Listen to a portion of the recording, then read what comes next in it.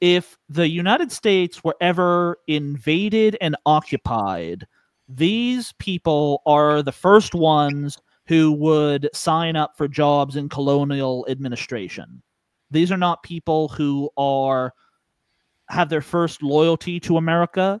Their first loyalty is either to themselves and their bank account or to somewhere else.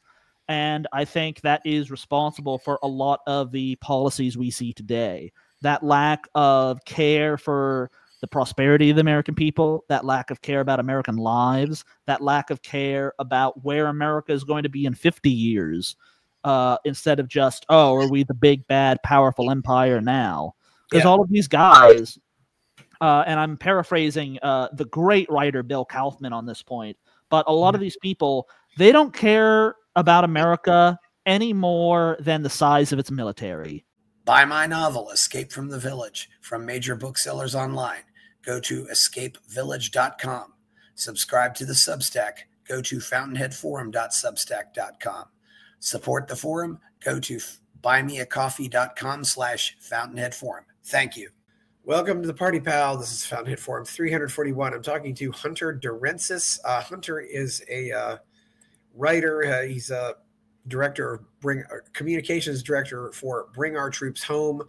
He's an editor at the Libertarian Institute, and you can find his writing at the American Conservative and 4G Media. How are you, Hunter? I'm doing fantastic, Chris. Thanks so much for inviting me on today. You've written some stuff about the history of the industrial military complex. I first want to know, what got you inspired to go into all this? I would say that my first love has always been history. Obviously, in the career I'm in, I write a lot about foreign policy. I write a lot about politics, things happening today. But I think we can only both fully understand what's happening today by understanding the past. And furthermore, not just as a knowledge base, but just as a kind of ideological base, coming at this as I am as a libertarian, as a non-interventionist. I think it's so important for people in our camp to know that we weren't the first people to discover these ideas. We weren't the first people to come up with the idea that this country should not fight endless wars, that we should not be an empire, that, you know, it wasn't always this way. There is a long, proud, 2-century tradition in this country of people who at the time said no to empire, who said no to the illegal wars of their era, who said no to the expansion of these unconstitutional government powers. And I think it's so important for us to realize that we stand on the shoulders of those giants.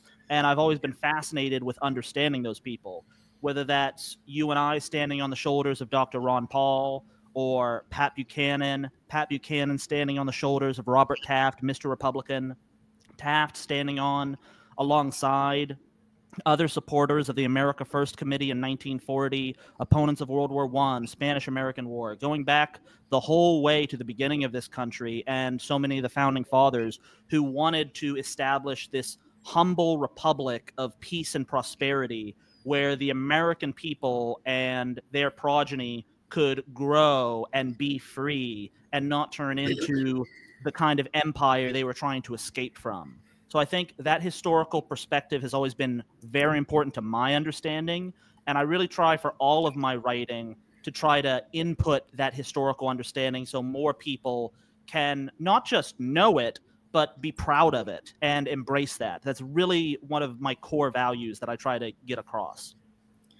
Yeah, and when you think about it, Hunter, history really is just often the history of war.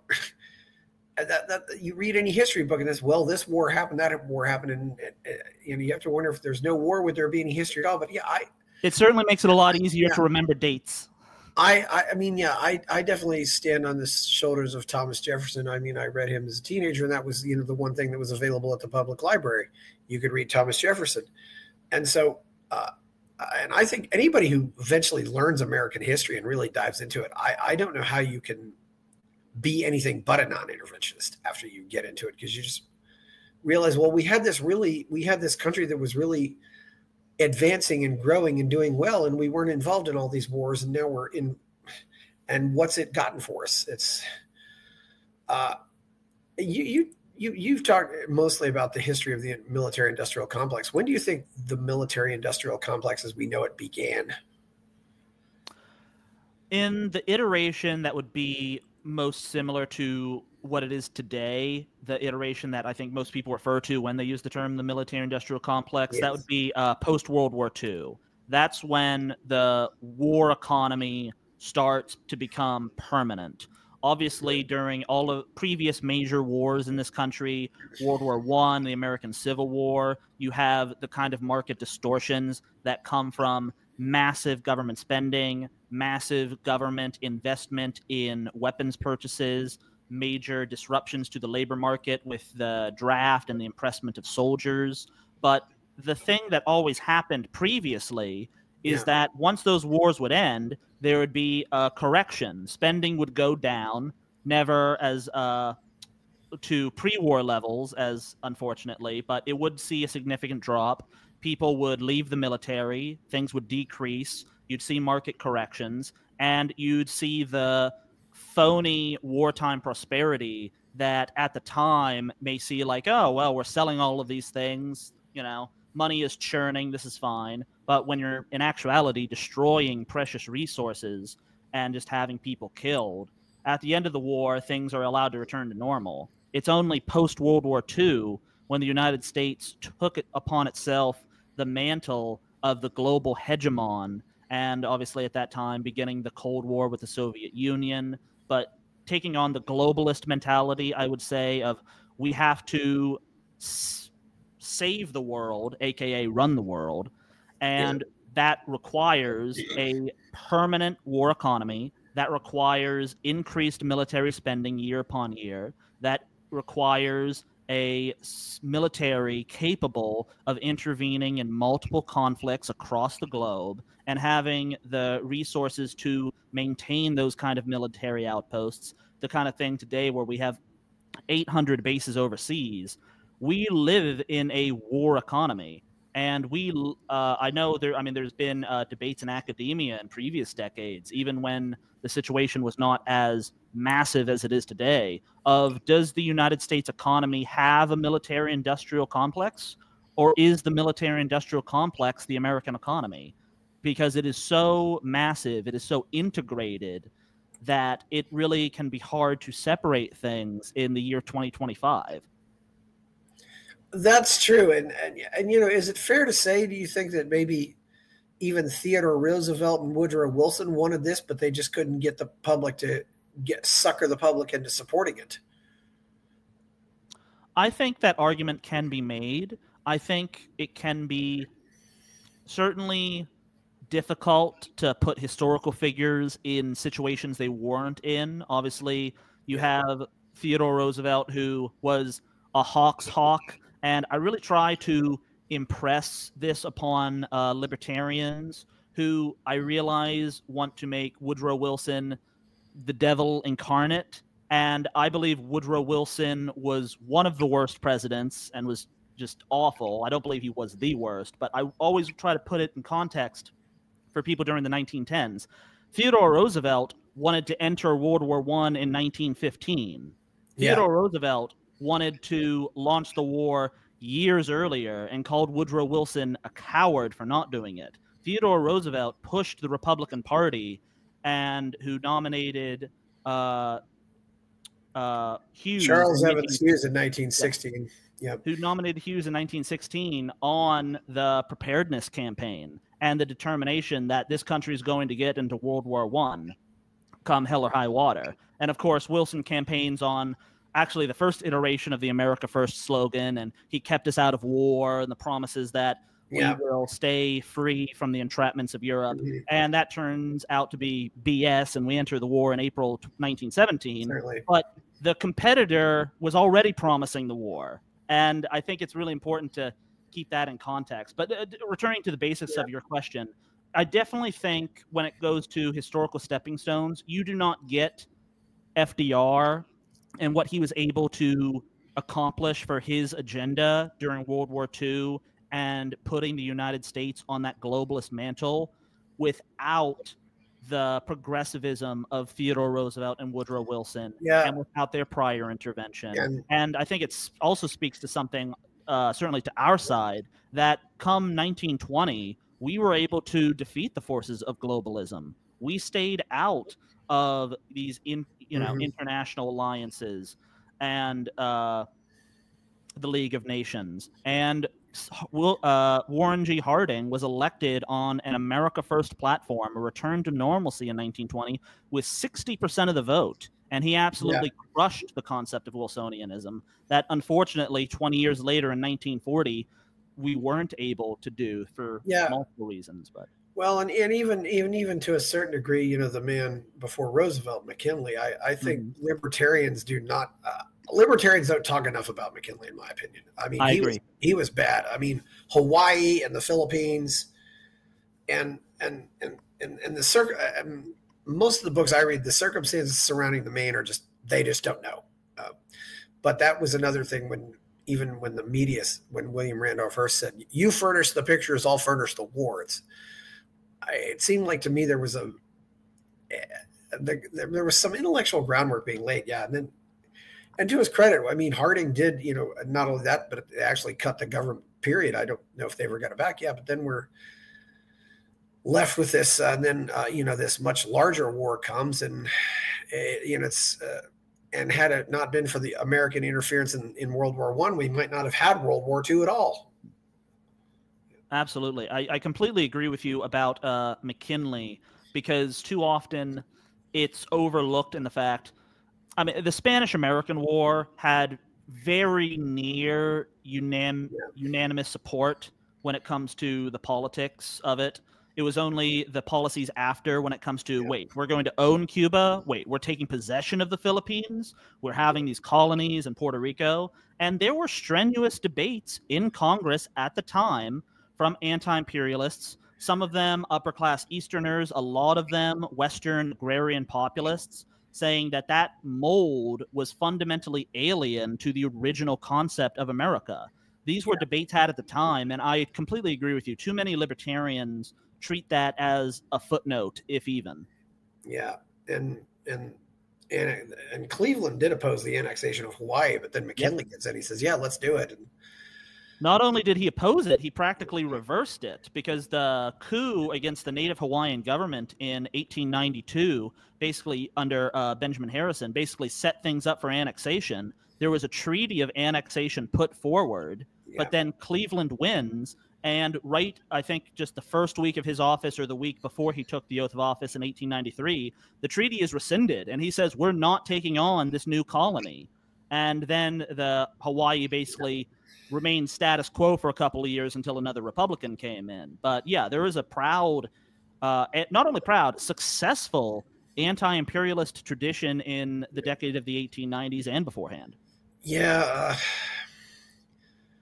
Cleveland was really the last president, I think, who really believed in America. It's understandable why Dr. Lawrence Reed calls him his favorite, but his favorite president, that is. Yeah. But so let's get up to the, is it fair to, it seems to me also there was very much an anti-war sentiment and non-interventionist sentiment in the 20s and 30s. Certainly the 20s people I think they were disillusioned with the war and said there was no reason to be involved in this. And industry, I mean, did we obviously we still had some weapons manufacturing, but we didn't really have that much of it. How much would you say we had in the 20s and 30s? No more than we had during previous peacetime decades. And I think that's really the point that I would return to, that while, and this is a point people made at the time, both even sort of the arms manufacturers giving defense of themselves, where they say, hey, we can't build long-term profits on war. Wars are short. Wars are unexpected. We can't really control them.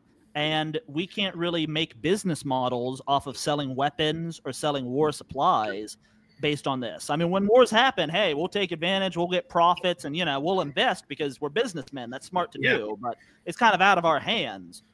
Fundamentally, we have to have a peacetime business plan for those long-term profits, because our whole job is to see the future. And then you get an entire 180 on that post-war, where we do have a permanent empire, where wars become never ending. There's not a certain end date. There's not a peace treaty signed. It's just maybe it's an armistice, maybe it's a withdrawal, but for the most part, it just continues endlessly to the point where it's the complete opposite situation you had pre-1941, where today companies like Boeing, companies like Northrop Grumman, companies, all of these Pentagon contractors, overwhelmingly, I think Boeing is the lowest at maybe 50%, if I'm recalling. Yeah. But most of these other companies, 80-90% of their business is Pentagon contracts. They live solely on the teat of government spending, of war spending, and their entire existence depends on ensuring that the wars continue and meddling in the political process and donating to candidates that are more likely to get more ideologically compelled to get our country into more endless wars and be more reckless, because it helps their business model, because their entire business model today is war. And that just didn't exist during that interwar period. But the things that critics during the interwar period were worried about did come true. They predicted this. It didn't exist at the time, but they saw it coming, and they're deserved credit for that. Boeing still has a very large share of the commercial airline industry. I mean, they still make a lot. I mean, Southwest Airlines is all Boeing, but that's where that's still where Boeing makes a lot. Here's like Airbus isn't in the military business at all, though, are they? Or do you know? I'm not sure. Well, they're just that other, the other big company that makes a lot of planes for commercial airlines. I mean, there are a few. I mean, Lockheed-Martin used to make commercial planes, but I don't think they do anymore.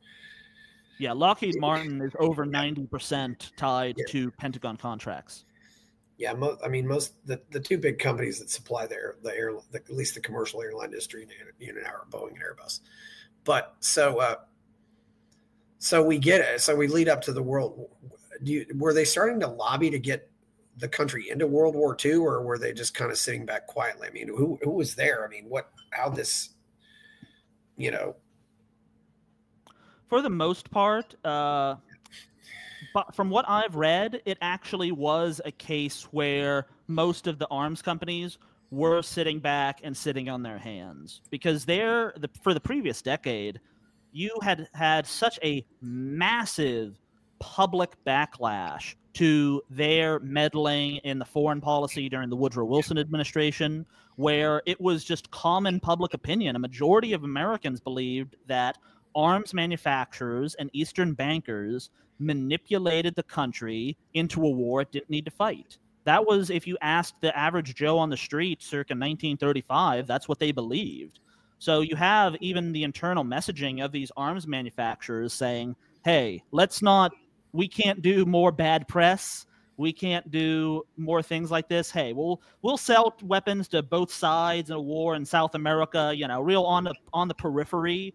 But when it comes to trying to lobby major U.S. foreign policy, you don't really see that like you were in World War I. I think at the end of the day, plans to get the United States involved in World War II and plans to manipulate public opinion to be more supportive of involvement, Franklin Delano Roosevelt is at the helm, and it is his administration and his plans to get the United States involved in a war. It's not that any arms manufacturers or businessmen of any kind were manipulating FDR. FDR was in charge of the government, and that was the government's overall plan. And of course, FDR was also on the ticket in 1920 when Cox ran against Harding. So, and he'd been Secretary of the Navy for us. So yeah, and Assistant Secretary of the Navy, yes. And it sounds like you don't really get the movement. It sounds like to me in the 20s and 30s, Wilson was very unpopular. It depended on the crowd. I think the average person did not look fondly back on Woodrow Wilson for the most part, that he ended on such a sour note. Yeah. He, of course, during the last year and a half of his administration had suffered a stroke, which the severity of which was not known publicly at the time, but that still meant that he was not making public appearances. Oh yeah. So he's kind of out of the public's frame of reference. There was a major recession in 1920. His League of Nations, the thing that he basically stuck his entire legacy on, had failed to materialize for the United States. And the Democratic Party was taking defeat after defeat electorally in the 1920s. So I do think most Americans probably were very much soured on his attempts, although when it comes to loyal Democrats, when it comes to members of the Democratic Party, they were still very proud of Woodrow Wilson. And that was actually a controversy during the Nye investigation during the 1930s. Gerald Nye was the Republican senator from North Dakota, and he was the chairman of a Senate investigatory committee in the 1930s to look into arms manufacturing and kind of come down one side or the other whether or not these companies really had manipulated the country into war and whether they were having a negative effect on the political process. Gerald Nye came out very publicly and just lashed Woodrow Wilson, said that he had made secret deals to manipulate the United States into the war, that it was all based on a lie, basically just crucifying him. And at this point, Woodrow Wilson had been dead for 10 years. And it was that moment where the Democratic majority in the Senate, because it's during the Great Depression, there's barely any Republicans in political office. The Democrats just have overwhelming political power post 1932. They basically say, how dare you insult the memory of the blessed Woodrow Wilson? And they shut down the Nye Committee after about 2 years of investigations. But that was actually the main reason that Nye got in trouble, because Nye, at the end of the day, very patriotic, very intelligent, really knew what was what, but very inflammatory speaker, loved to needle people, loved to get personal about these arguments. And it was when he crossed the line and insulted Woodrow Wilson and also the late Robert Lansing, who was Wilson's Secretary of State. It's when he tried to dig up their bodies and spit on them that the hammer came down from FDR's administration. So Wilson still had his amen corner, at least where it mattered. Yeah, Robert Lansing, of course. William Jennings Bryan had quit because William Jennings Bryan really did believe in peace. Mm-hmm. But it sounds like to me also this was really the growth of this intellectual class that wanted war versus the common man class, which of course is exemplified by a guy from North Dakota. You can see that divide there. Yeah, Nye and Truman called it demagoguery later, and because because almost every history class you take in school nowadays, not joining the league was this horrible mistake, and even so, it turned out it wasn't, because really it was the beginning of the end. But yeah, so they didn't find anything in this, or they just didn't get that much investigation. But then we go into World War II, and lots of it. I mean, apparently, even the car manufacturers were dedicated to manufacturing munitions, and and people forget during World War II, you really couldn't go buy a new fridge or go buy a new washer. Even like going to buy home appliances and stuff, because all of this, so much of the manufacturing and industry was just dedicated to making stuff for the war. I mean, what can you tell us about that?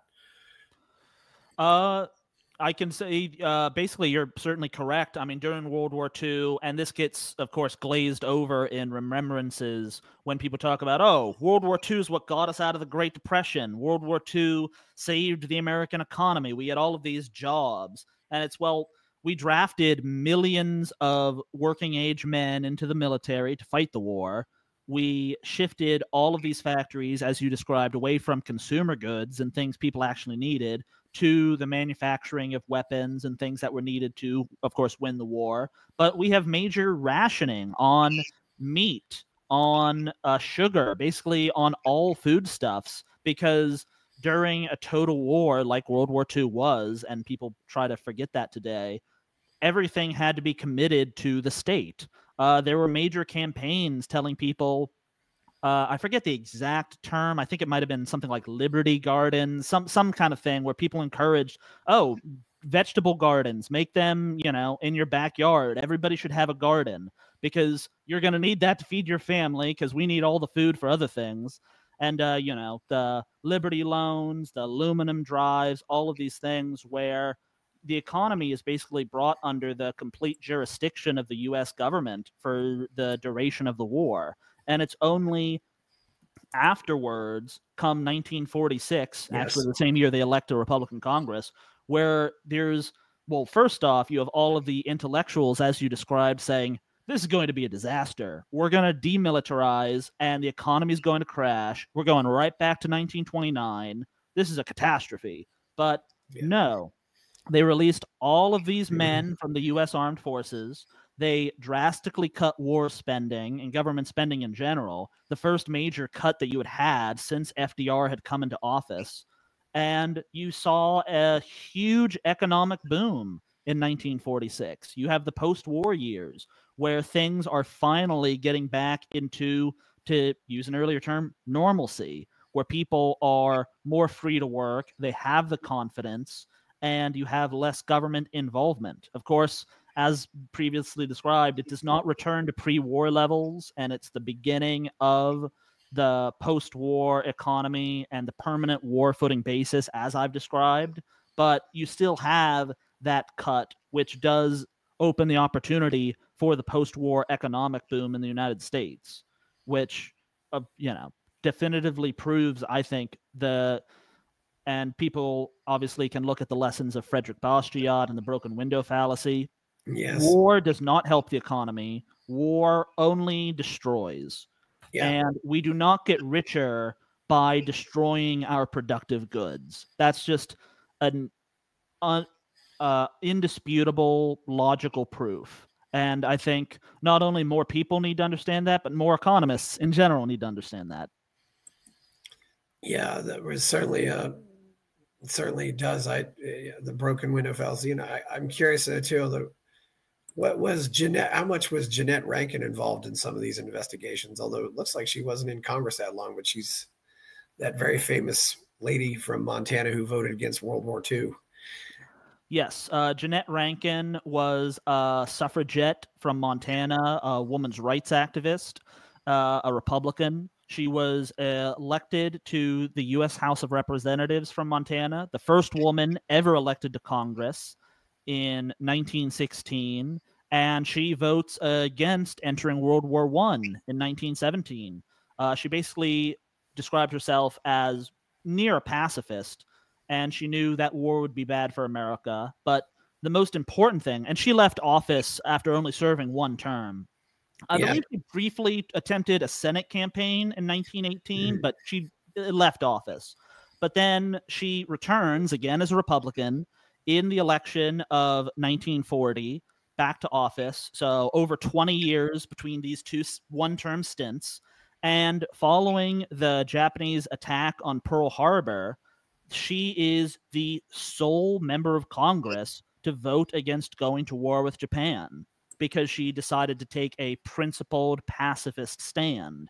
And I think there is certainly something honorable in that. It's a position I don't personally agree with, and it's a position I don't think most people would agree with, but I think it's very difficult to look at her stand, look at how much she cared about these principles, how much she cared about human life, and detract her from it. Actually, come the 1960s, fast forward another 20 years, she's still a Republican, actually voted for Richard Nixon, and she became a big critic and activist against the Vietnam War. This elderly suffragette, now in her 90s, marching with the Jeanette Rankin Brigade, a real organization, against Vietnam in the late 1960s. She certainly had, an extremely memorable career and is a figure that is definitely worth the study for listeners. Yeah. So after the war's over, what happens? Because it doesn't look like really the military spending ever goes away after that. Yes. So after World War II, it's almost a real short skip and a jump into the Cold War. And by 1950, when you have the North Korean invasion of South Korea, and before that, spending with the Marshall Plan and having to bail out Greece and other countries and bringing them under the U.S. defense umbrella, You have the push in the public mind of the permanent war footing and saying there is a global threat of communism. Joseph Stalin, a former ally, is one of the worst dictators imaginable. He's going to conquer the world and starve us all under Soviet agricultural programs. And we need to pull out every stop to prevent that.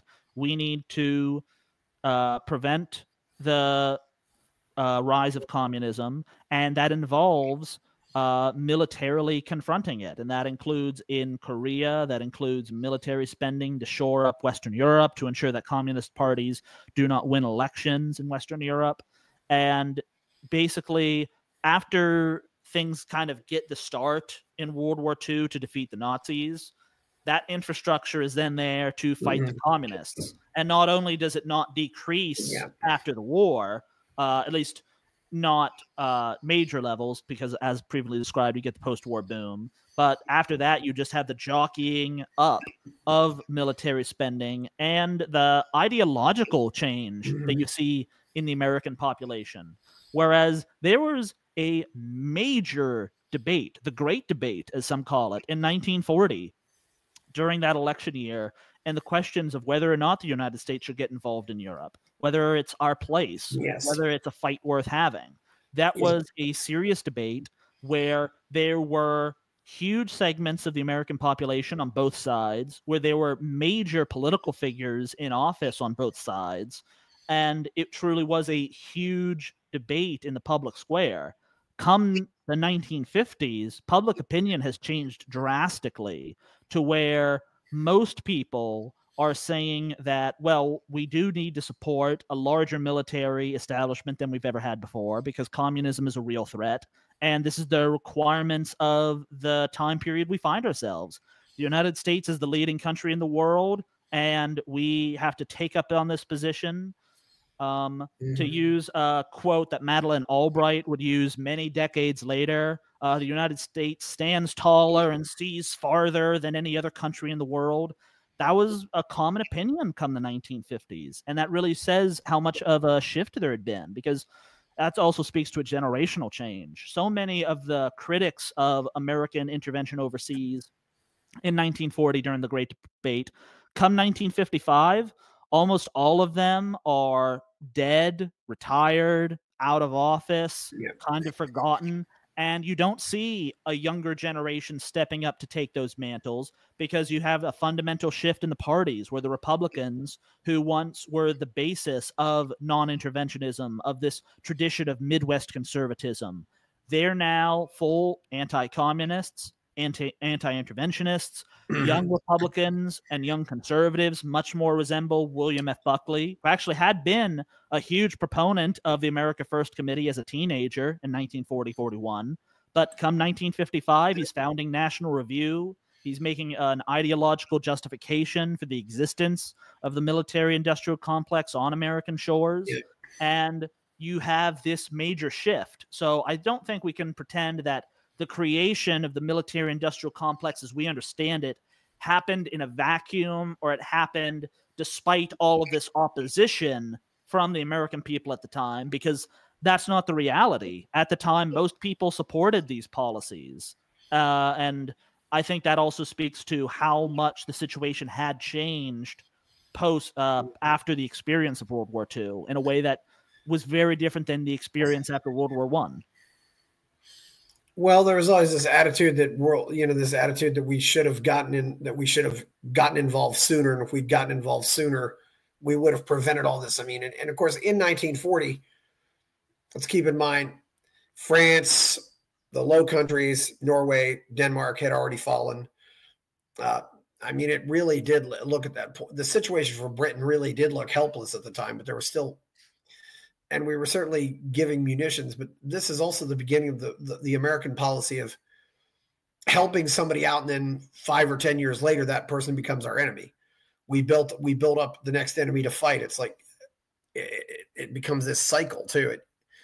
And businessmen like predictability, and war by its nature, though, is very unpredictable. There are always huge gambles you take in war, and there are so many unseen side effects or things that might happen that you just can't, or you just don't think about. The way, I mean, can you imagine that, if you told Tsar Nicholas in 1914, in 5 years, you're all going to be dead. He said, no way. But that's what happened. So. Absolutely. I want to call back just for an earlier example of what you said of, wait, we gave all of this money and support to someone and now they're our enemy. Calling back to what we said previously with too many people ignoring the Spanish-American War. Aguinaldo in the Philippines. We supported his resistance movement against the Spanish, and then it became a resistance movement to us. And we ended up killing a lot of Filipinos because they refused to be under Spanish domination or American domination. So this is really a trend line through American history where we're friends with someone the one moment, and then it turns out, oh, wait, you don't want us to rule over you, or you're not just going to be a pure henchman for Washington? Well, now you're the enemy. All of the previous support, both financial, ideological, that we gave you, let it be damned. We're enemies. And of course, it's also in between the wars that General Smedley Butler published his famous "War is a Racket," which is a pretty quick and easy read, but he's still very well respected among American military. So where do we go? Where do we go from here, though? Who are the players in the military? I should point out, after World War II, we really weren't giving that much to Israel, were we? No, you don't see the major development of an Israel lobby like we have today until more so the post-67 war. And that is for a lot of reasons. And obviously, even pre-World War II, obviously you have Zionist organizations and pro-Jewish organizations existing domestically in the United States who are supporting the creation of a Jewish state in the Middle East. But it's only when it comes getting into like the average American, the public mindset really starts in the 1960s, and there's a lot of reasons for that. That is something as simple as the movie Exodus coming out and kind of spotlighting the Israeli-Arab wars. That's something like the Eichmann trial in 1961, spotlighting Jewish suffering in the Holocaust, and the Holocaust becoming more central in the public mind. That comes with the 1967 war and Israel demonstrating more military superiority with the preemptive invasion and defeat of their Arab neighbors. So it's only, I think, the 1960s are really the crux of when you start to see the Israel lobby start to flex a little muscle when it comes to American policies at large. Obviously, even during the creation of Israel in 1948, there were debates in the cabinet. The Secretary of State and the Secretary of Defense both opposed the immediate recognition of Israel based on their own declared borders, but Truman was a large supporter of Israel and overruled them. And of course, there were Zionist groups lobbying at the time for that and looking out for what they viewed as Jewish interests. But it's not really until the 1960s where you start to see an Israel lobby of the size that we can kind of recognize it as similar to today's, how I would put it. Yeah, so from there, where's a lot of our military spending going? Is it just stockpiling weapons? I mean, we had the Korean War, and were we also giving away a lot of weapons to other countries? I mean, we're rearming Europe and maybe also rebuilding Europe and rebuilding Japan. But also, was there it seems like there was also a lot of aid going to countries around the world, though, too, that most Americans couldn't even find on a map.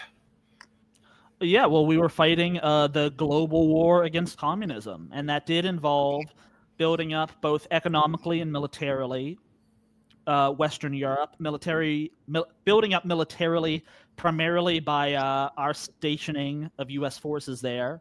Mm-hmm. And as I described previously, making sure that Western Europe was free of communist influence, both when it comes to ensuring there were no Communist Party victories in elections, and ensuring that there were no guerrilla movements in Western Europe that were pro-communist against Western governments. Mm-hmm. That comes with, of course, maintaining military stations on the Korean Peninsula. Come circa 1960, you have the slight buildup, which would eventually turn into the Vietnam War in Southeast Asia.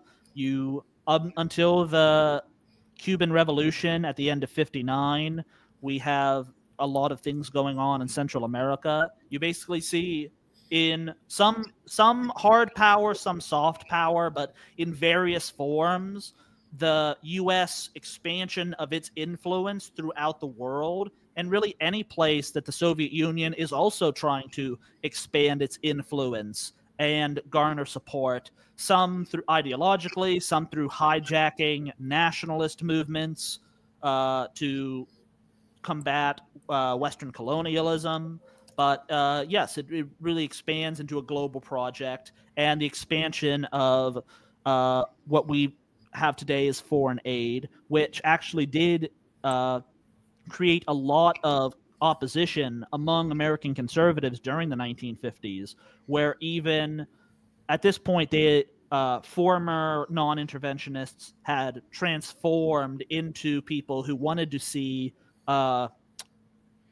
the Cold War against Soviet influence and wanted to fight communism in one form or another. But they still disagreed with, like, wait, why are we giving all of this American tax money to these overseas governments? This is crazy. What are we doing? So that was actually a minor debate at the time during the 50s. And I shout out to Brandon P. Buck. If anybody listener wants to learn more about that foreign aid debate in the 1950s, Brandon is a great resource on that. Yeah, it seems though, and it really is kind of, the Cold War was kind of the perfect war because there really wasn't any fighting. It was just spending a lot of money on this military budget. I should read this excerpt of Eisenhower's farewell speech. Until the latest of our world's conflicts, the United States had no armaments industry. American makers of plowshares could, with time and as required, make swords as well, but we can no longer risk emergency improvisation of national defense. We have been compelled to create a permanent armaments industry of vast proportions. Added to this, 3.5 million men and women are directly engaged in the defense establishment. We annually spend on military security alone more than the net income of all United States corporations. Now this conjunction of an immense military establishment and a large arms industry is new in the American experience. The total influence, economic, political, even spiritual, is felt in every city, every state house, every office of the federal government. We recognize the imperative need for this development, yet we must not fail to comprehend its grave implications. Our toil, resources, and livelihood are all involved. So is the very structure of our society. In the councils of government, we must guard against the acquisition of unwarranted influence, whether sought or unsought, by the military-industrial complex. The potential for the disastrous rise of misplaced power exists and will persist.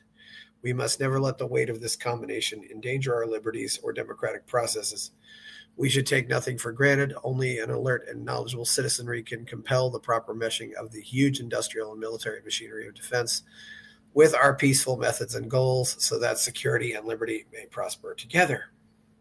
End of quotation.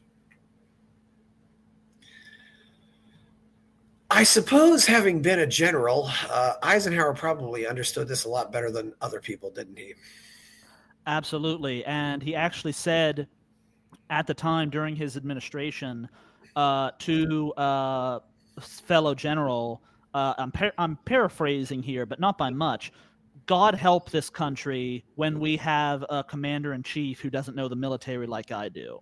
Dwight Eisenhower was one of, if not probably the last president we had who had the authority and the knowledge to put a bit of stick about, to use a turn of phrase, and basically still keep the burgeoning military-industrial complex under control and say that, actually, no, this is a bad idea. Let's, not do this. You do see some things during the Eisenhower administration, like cooperation with the British in the coup in Iran, the coup in Guatemala in 1954 against Arbenz. You do see a huge increase in military spending when it comes to the U.S. nuclear program.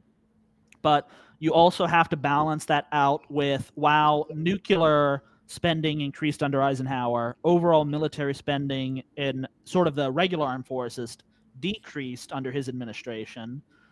He was very much against the British, French, Israeli intervention in Egypt and Sinai in 56. He put his foot down and basically squashed that from happening.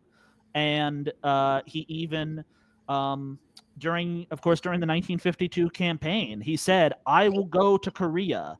And we didn't have a peace treaty, but we did have an armistice that is held to this day. And compared to Truman's war in Korea, Eisenhower's cessation of hostilities come 1953 was a good thing. And you add on of course, the wisdom in his farewell address, actually the first person to use the term military-industrial complex. It's certainly a mixed legacy overall from a non-interventionist standpoint. Oh, yeah. But I think there is a lot of good there. And I think compared to the records of the other presidents we've had post-World War II, I think it's very difficult to argue against the statement that Eisenhower was one of the finest commanders-in-chief we've had post-1945. Yeah, it's and we really haven't had there was talk about Colin Powell running, because somebody like that might have gotten and maybe deserves a little more consideration from libertarians than they get. The coup in Guatemala and Iran, especially Iran, has just had horrible implications for us. Still to this day, we're feeling the effects of that. And while hardly any Americans know about it, the Iranians, they all know about it. It's really maybe one of the worst things. I didn't realize the Suez incident, of course. And of course, we were starting to get pulled into the Vietnam quagmire at the time. But really, I think Korea is kind of the perfect example. We're still, because we're still technically at war. It was just ceasefire, but it's been probably the longest ceasefire without a treaty in the history of warfare. And but it seems to be the perfect way. You can still spend and justify and having the military there and being prepared for war. So maybe the goal is to avoid war, but always be, on alert for it and keep just buying all these weapons, because we're still involved and still protecting Korea. And I don't know what would happen now if we pulled out of that. But it was such a signal about how different the post-war order was going to be, because even after Pearl Harbor on December 7th, 1941, Franklin Delano Roosevelt still asked for a declaration of war by Congress. The United States was in a state of war. We had thousands of military personnel killed, along with several civilians. Our Navy had been, sneak attacked. We were at war. And I don't think a lot of people would have begrudged FDR if he had just said, "All right, here we go." But he still asked for a declaration of war from Congress, knowing he would get it. But still, I think it's important that it actually occurred. And of course, as we discussed, Jeanette Rankin was the only vote against. But fast forward that just 9 years to 1950. North Korea invades South Korea. Harry Truman declares, well, this requires U.S. action. And what happens? He doesn't go to Congress. He doesn't get a declaration of war from the people's elected representatives of this country. He goes to the United Nations, and he gets a resolution from them to go into Korea. And we go to war in Korea under the aegis of international law in contravention to domestic American law. And that is such an enormous departure from every other conflict in American history. That had never happened before, where the president says, well, I have this international body. I don't need the Congress. I don't need the people's elected representatives. I don't need the Constitution. I have the UN. That is a remarkable thing. That was extremely controversial at the time. And today, and of course, Truman didn't even call it a war. It's a police action. Yes, police action. Yes, it's not a real war. Let's not just throw that term around willy-nilly. I mean, what was it? I think it's 37,000 Americans killed in Korea. They weren't killed in a war. It's not that serious. Police action. So it's really remarkable. And I think it is like such a separation those 9 years can make between what is politically feasible and what is acceptable to the American people. Yeah. Between 41 and 50. It's crazy to think about. And today it's barely talked about at all or acknowledged. Well, yeah, it's funny. If you've ever read Democracy in America, de Tocqueville comments, he says something to the effect of, I don't believe a draft can ever happen in this country. That's what de Tocqueville said. He said, the customs and habits of the people are so that I don't think it can ever happen here. And boy, did things change in that.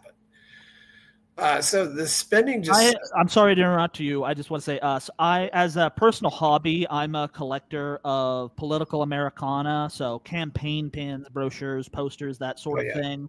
And that also goes into America First items and things from the Great Debate in 1940. I have a fantastic pin. I'll send you a picture of it. Maybe you can insert it into the video. I'm not sure, but it says, it's a large pin. It says, draft Roosevelt and he'll draft you. And it's from the spring of 1940 when there was talk about drafting FDR at the Democratic National Convention for an unprecedented third term. Q 1 month later, and that he introduces in Congress the first peacetime draft in American history. And it's just really nailing it on the head there. Well, I think there was also, and apparently they used these buttons twice. They used them in 1912 and they used them in 1940. It was Washington wouldn't, Grant couldn't, and Roosevelt shan't. And then they just brought them out again for the second Roosevelt. And I have one of those as well. Yeah, that's wild. You know, I have to confess to my grandfather, who was very political. He idolized Theodore, but he hated FDR. Because to his credit, you know, Theodore, he went and got his hands dirty. He was not afraid to, you know, go in there and get, and you know, risk getting shot. To his credit, he unlike some, he was definitely not the laptop bombardier, not by any means.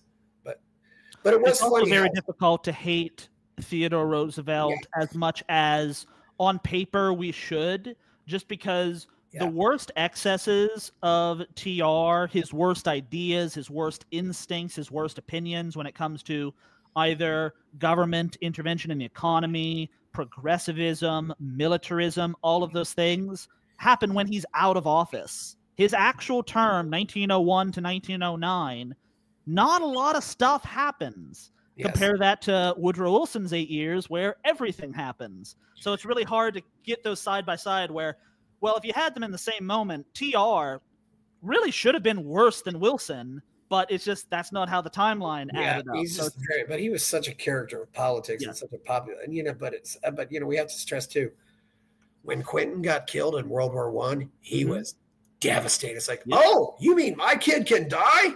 Yes, that's what happens, Theodore. Your kids die. Now you get to bury one of yours. And it was one of the greatest regrets of his life. And one of the reasons, I think probably the biggest reason, that he despised Woodrow Wilson down to his bones, that after war was finally declared in 1917, Wilson would not give him a commission and would not fulfill TR's lifelong dream to die on the battlefield. That's the death he always dreamed of, that he always wanted. And he hated that Wilson was not going to give him that chance to lead men and give him the death that he wanted. And instead he would die of general sickness in, was it 1918 or I think 1919? He could have died in a safari or gotten attacked by a lion or something too, the way he was. He was definitely an adventurer. You know, it's oddly enough, you know, sometimes Andrew Tate writes about the same thing. I want to die on the field of battle. If we ever hear anybody there's a lot of similarities actually between Theodore Roosevelt and Andrew Tate, I think. But anyway, so after this, you know, we haven't even gotten up to the 70s and 80s, but it seems like the 80s were key because there was a huge increase in military spending. Am I right about that? Yeah. How much was it and what happened there? Was it just because, well, we got to fight the evil empire and they're going to destroy us and kill our way of life? And this is my mission. Yeah. So.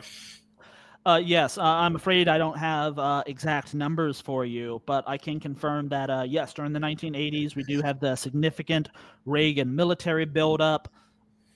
I should familiarize myself more with the debates at the time and what people in favor of that military buildup, what their arguments were. I know ex post facto, you have two sides saying, on the one hand, believing, well, we were building that up to fight the Soviets. We needed the Star Wars program. The Soviets were big and bad until it turned out that they were a shaky and crumbling economic basket case. But we really did build up the military knowing that we would need it. Or on the other hand, saying after the fact, oh, we knew the Soviets were weak. We knew that they couldn't match our military spending. So that's why we built everything up, to purposely bankrupt them. That's the 3D chess going on. I actually don't have the answer for what the arguments were circa 1981 when Reagan comes in and what they were saying at the time. But just that first impression, I'm skeptical of that justification after the fact, and that our leaders actually had that kind of foresight. Especially, I mean, you have people like economist Paul Samuelson in the 1980s saying, oh yeah, the Soviet economy, grade A, it's doing fine. We're going to have to worry about them for a long time. Cut to 5 years later, complete catastrophe for them. And Reagan was in the military during World War II. In fact, he actually was doing a lot of training videos. Which making military training videos, which of course being an actor was perfect for him. Yeah. So in the industry, the term for that is doing industrials. You make these company videos, but so that's another thing too, is at least I think a lot of our presidents up until recently, they had military service. Carter did, Johnson did, Kennedy did, Eisenhower did, Nixon did. And then Bush Senior. Yeah. As much as I hate him, the first Bush, I mean, but this really is the critical time. I mean, after the Berlin Wall comes down, and then we have this invasion of, Iraq invades Kuwait. And this is the first time after the Berlin Wall comes down that there's a debate about, should we get involved or not? And what happens? We got involved. And I think that was huge that we got involved there. So who was pulling the strings then,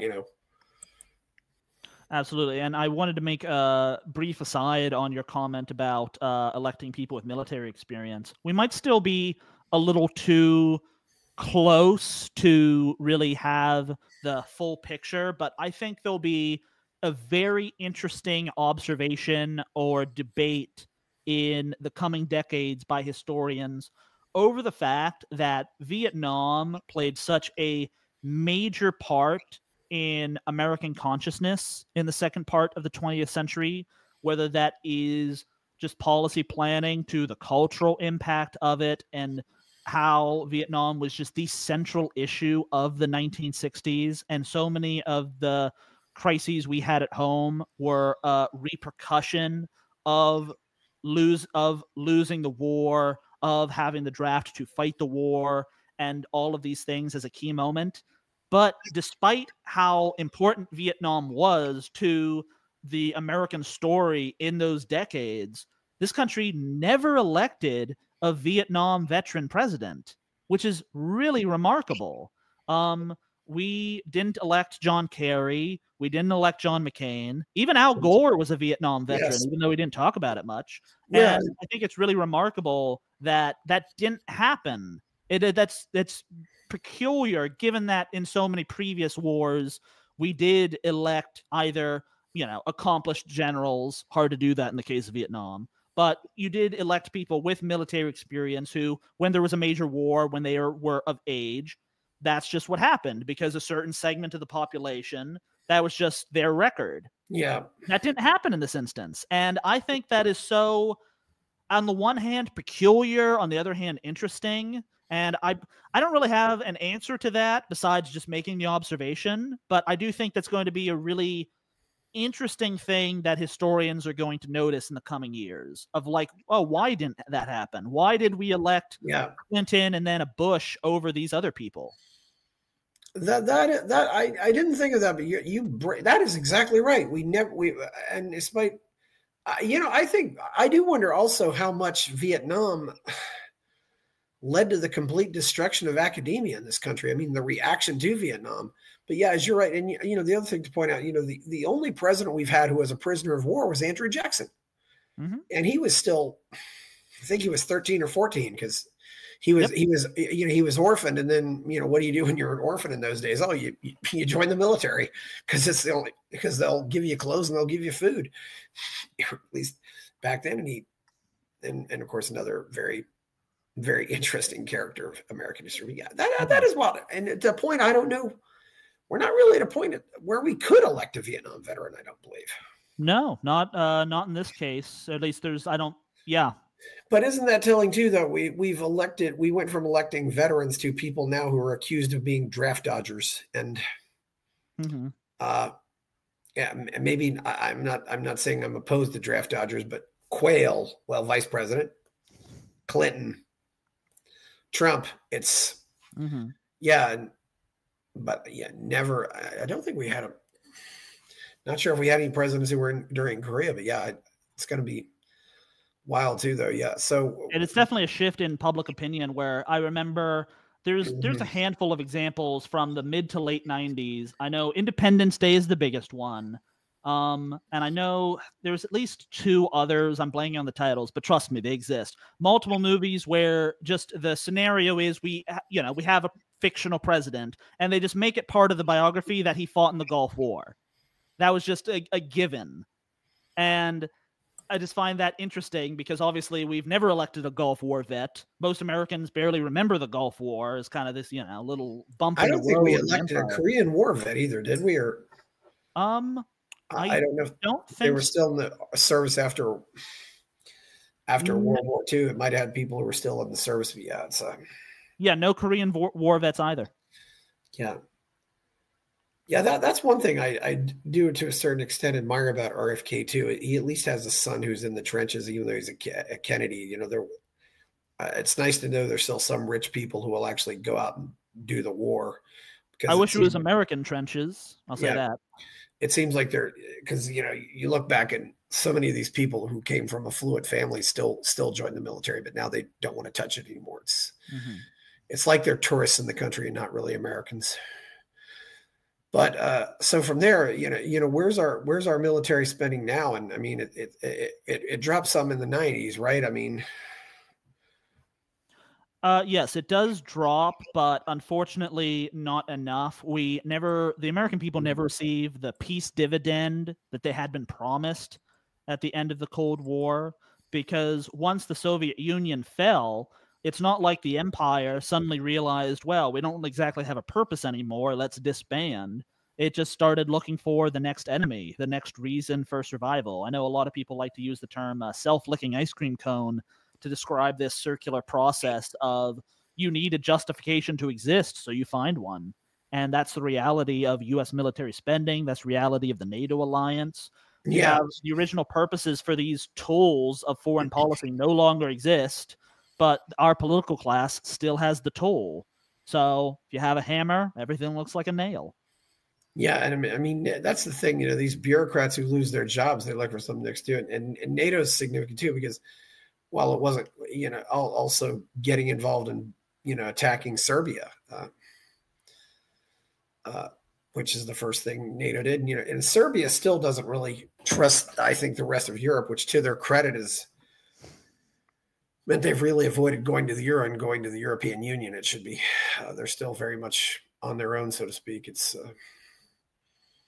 and good for them, I say, but, and then, of course, we have things where there definitely are lobbies, though. I mean, for example, you're certainly aware of the famous document, Rebuilding America's Defenses by the, at the time, Project for the New American Century. What can you say about that? So the project for the New American Century obviously was the special interest group, sort of Yes. holding house for neoconservative intellectuals during the 1990s. They were the ones laying plans for, well, eventually, someday we'll invade Iraq and we'll do this and it'll be a great success. And after Iraq, we can move on to Iran. And this is how we're going to fundamentally reshape the Middle East for our interests. All of these wars will be a big success, and essentially writing all of the policy papers that the Bush Jr. administration would attempt to implement to the unbelievable disaster of this country in the 2000s. Yeah, it's having. It seems like there's a lot of the industrial military complexes funding a lot of these. You have this new group not only of anti-war but also or pro. You have this now pro-war intellectuals and people who just write papers on why we should go to war and why we should attack this country, why we should attack that country. It seems like there are a lot of those now. I mean, what absolutely. The whole Beltway. Who are some of these big organizations that are getting funded? I'm not prepared to give an exact laundry list, but yeah, so many of the major Beltway institutions around DC, if you check their donor lists, and that's just the ones who provide donor lists, but a lot of them, yeah, their budgets come from Pentagon contractors or foreign governments. Certainly, a lot of Arab governments included in that. And it's sort of amazing how much of the foreign policy community, how many of these people are just on the dole for these special interests that are looking to keep the United States in a permanent war in the Middle East and elsewhere. Just as you have the project for a New American Century focusing on the Middle East in the 1990s, you had other organizations looking for the expansion of NATO and looking to finish crushing Russia after the fall of the Soviet Union. And all of these organizations, I think they are technically populated by Americans, but I think it's important we give them certainly a lot of side eye for where their funding comes from. And the realization that a lot of these people who live in Washington, who take these checks, who promulgate these policies, if the United States were ever invaded and occupied, these people are the first ones who would sign up for jobs in colonial administration. These are not people who have their first loyalty to America. Their first loyalty is either to themselves and their bank account or to somewhere else. And I think that is responsible for a lot of the policies we see today. That lack of care for the prosperity of the American people, that lack of care about American lives, that lack of care about where America is going to be in 50 years, instead of just, oh, are we the big, bad, powerful empire now? Because all of these guys, and I'm paraphrasing the great writer Bill Kaufman on this point, but a lot of these people, they don't care about America any more than the size of its military. That's what they think makes America great. That's what they love about America, that America can blow up so many people. They don't love America for its people. They don't love America for its culture. They don't love America for its history. They don't love America for all of the wonderful different places that are in this land and the people who live there and their stories. They care nothing about that. It's all the mentality of global empire. It's all seen through the lens of militarism. And it's why I'm certainly a believer that nothing good, nothing practical, nothing useful for our movement can be accomplished in the Beltway. It's not worth fighting on enemy territory where they hold all the cards. Yeah, they're just tourists in America. I agree. They'd be quislings. I think they would immediately surrender, and I don't think they would ever go fight for anything. Not to mention, the worst example, of course, is Ben Shapiro, who's always been in favor of every war, and yet and sometimes I think the TV networks have figured out, don't bring on these young 20-something people on these shows, because it'll eventually somebody just say, you want the war, just go, I mean, they'll say that to these young guys, and it's like, why don't you get over there and go then? You know, but it's getting to the point where really it's I don't know. I don't know what they believe in. It's, you know, groups like the World Economic Forum, and then you know, Douglas Murray, and it's like they really are working for some cabal that, and you know, I suppose there's a military industrial complex in other countries like Britain, you know, but I don't know if you've looked into that, you know, and people have told me that the Russians were selling weapons to Armenia and Azerbaijan too. Oh yeah, well, profit off of that war, which is it's really quite unfortunate. How do you think we get out of this other than by just going completely bankrupt? Oh, that's a tough question. And or having a civil war. What was that? Or having a civil war. Well, because I will give your listeners the positive answer and the answer that maybe has a little hope at the end of the tunnel. I'm a huge believer in the Defend the Guard movement. Yes.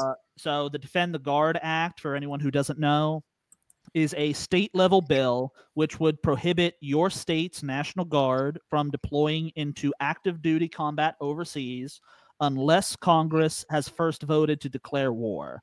So it's basically telling the federal government to either follow the Constitution, Article 1, Section 8, and take political accountability, or you cannot use our manpower to fight your undeclared wars.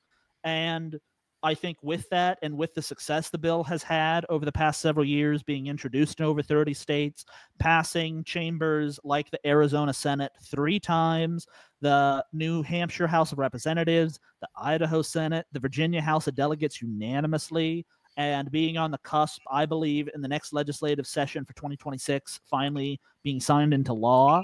I think that is the most proactive and reasonable way that people who care about these issues can get involved. Visit defendtheguard.us, bringourtroopshome.us. You can sign up to phone bank, sign up to donate. But I think that is a practical solution in the near term, because I'm certainly someone, I think you'd agree with me here, that even if we think the country is going downhill, we don't sit on our hands. This is where we live. Even if you think, well, will this work? I'm still going to work every day for it because I'm an American. And that's my responsibility, and I can't see it any other way. So if people want to be proactive and be useful, I think that's the movement to get involved with. But in the big picture, can we pull back the empire before bankruptcy does it for us? This was one of my first articles in the American Conservative several years ago. I discussed Stein's Law, which is a very simple economic rule that just says anything that cannot go on forever must stop.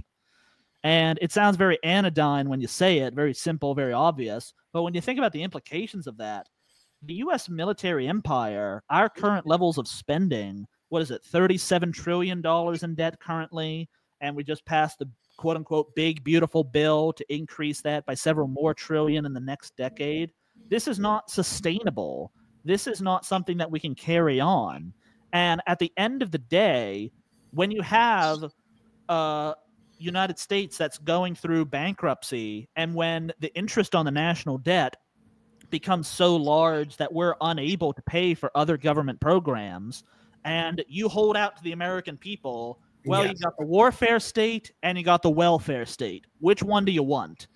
Do you think the American people, the average voter, is going to care more about 800 overseas military bases or keeping their Social Security going for another couple years? I think it's very obvious what's going to happen. Yeah. I'm a believer that I want to see the Constitution and the old republic of this country restored and the warfare state abolished and these endless wars ended. I think the financial policies of this country make that inevitable in the sense that it cannot go on forever. But I will say, as an American, as someone who loves this country, who wants to see the best for this country and for the American people, I want the end of our empire. I want the end of our meddling in other countries to be because we chose it, because we made the moral choice that we don't want this, that we can have organized withdrawals, that we can still put American security first when we take a step back from this overextension of our resources. Instead of it being forced upon us, instead of having to flee like we did in Afghanistan, where we couldn't organize a proper withdrawal. I think there's a way to do this that still puts American security and American pride first, rather than it having be imposed on us by these inevitable financial limitations. So, do I think it's possible to turn back the U.S. budget? No. Do I believe that we can avoid that eventual economic crisis? Not from my standpoint. I'm sure there's people who know economics better than I do you could have on to maybe give a better answer to that. But I do believe it is possible to end the empire voluntarily. I believe it's possible for the American people to be educated and make that choice. And I believe it's impossible to defeat the war party and these foreign lobbies and the people who are manipulating our political system. And that's what I try to do every day. That's why I have the job that I do. That's why I work at Bring Our Troops Home and the Libertarian Institute, and I contribute to these policies that I care about down to my very soul. That's why I do it, because I believe it's possible. So, sorry, that was a bit of a long-winded answer. I hope I gave you what you were looking for. But I do think for your listeners, it's not hopeless. There are things they can do to get involved. DefendTheGuard.us. Do things. Do your part. It's, don't give up on this country just yet. I'm certainly not. I think also there's a growing number of some of the. One of the things I vividly remember when the first Gulf War happened, it's only because I was prime military age at the time, 1990, 1991. All these World War II vets were still alive, and they were all saying, yeah, we got to go out there and fight the war. And now, I mean, the loudest pro-war voices in America at the time were veterans, and now they are the loudest anti-war voices. And I'm so happy to see that change. I used to hate veterans. I really did. And, I went to Boys State when I was 17. I mean, they were all just gung-ho about let's go kill people, and that has completely changed. And I don't, it's going to be hard to get that to change back. Although I do think though, if something happens with Israel, there will be a declaration of war. I definitely think they could get that. And there's no doubt in my mind that if Israel wants one, they'll get it. I mean, an actual declaration of war. I don't know what you think, but I think hypothetically that is accurate. I think if you were to bring all 435 members of Congress together and there was a demand for a formal declaration of war on Iran on behalf of Israel, I think you could probably get it. But I think there's a reason that doesn't happen. I think there's a reason that even when they have the political support in Washington to declare war, they still don't.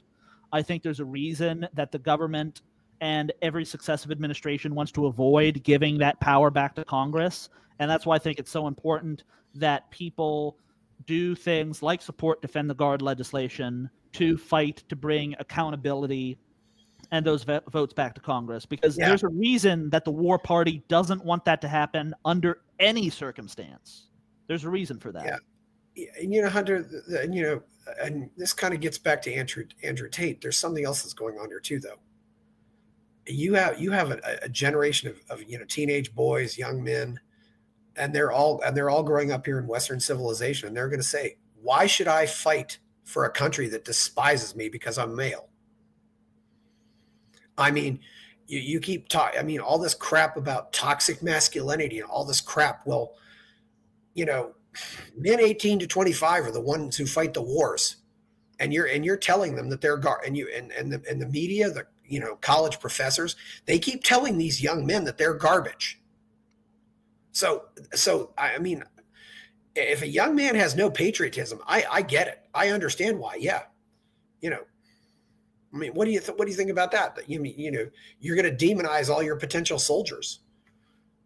What are you going to do? You're going to have Tomi Lahren go fight the wars? Are you going to have You're going to have some feminist with a degree in English literature go fight the wars?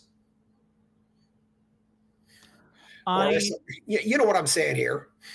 I do know what you're saying. I don't really have an extended answer for that question. Yeah. I would say it's definitely always an interesting observation of what the recruitment strategy is for the military, how that changes depending on the administration, and how the rebranding of the military's mission overseas has changed between what it was under the Biden administration to what it is currently under Pete Hegseth, and kind of changing the persona of the military of what that looks like under a Democratic versus a Republican administration, and how they try to sell recruitment to, young men.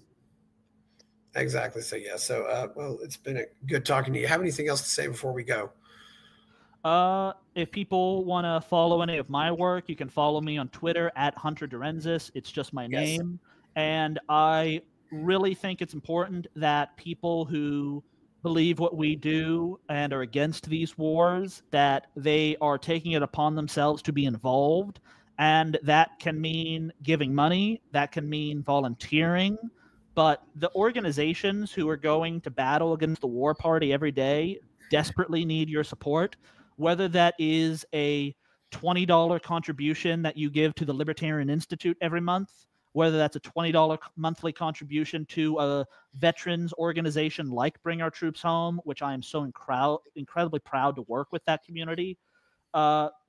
People need to do their part.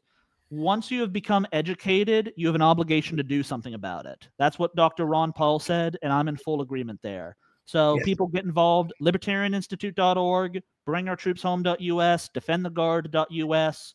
Go to these websites, look them up. You can sign up to Phone Bank if you don't have the extra cash, or, just give $20 a month. Put your money where your mouth is, get involved. It's your responsibility. And people who just want to, Chris, you know exactly the type. They want to treat these issues as just, it's academic. These are just book club discussions. No, these are real policies. We're talking about real effects on real people's lives. Do something about it. Give $20. I don't have anything else to say to people who don't want to muster the support for that much. Just do what you can. Yeah, we'll also say go buy Scott Horton's books too. Yeah, buy every single one of Scott Horton's books. Buy them for yourself. Buy them for your family. Buy them for your friends. Buy them for your enemies. Give them to your library. Yeah, exactly. Yes, 1000% co-endorse that message. So there's a lot of things you can do out there, and if you don't have money, sometimes people would rather give time than money. That's always we're always at Bring Our Troops Home. We're always looking for phone bankers to support our cause, to call legislators, mobilize the grassroots, and get these bills passed. It takes, you can do that an hour a week. Would be a godsend for our organization if people can donate that time. Defendtheguard.us/phone bank. Sign up. Okay, well, thank you for mentioning that, Hunter. Please like this video, like this show, subscribe to the channel. Go buy my novel, Escape from the Village. Check out my Substack. People are donating it. Buy me a coffee. Thank you, Hunter DeRensis. I'm Chris Baker. We're out. Buy my novel, Escape from the Village, from major booksellers online. Go to escapevillage.com. Subscribe to the Substack. Go to fountainheadforum.substack.com. Support the forum. Go to buymeacoffee.com/fountainheadforum. Thank you.